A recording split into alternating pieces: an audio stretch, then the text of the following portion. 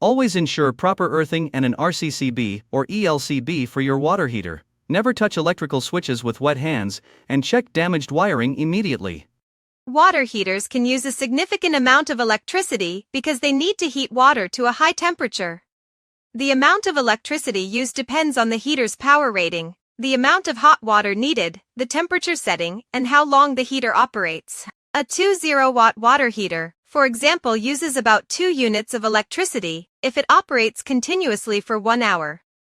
To reduce electricity consumption, use the heater only when hot water is needed and avoid keeping it switched on for long periods. Set the temperature to a comfortable level, use an energy-efficient water heater, and check the insulation and heating element regularly.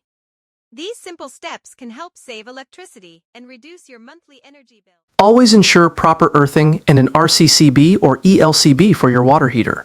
Never touch electrical switches with wet hands, and check damaged wiring immediately.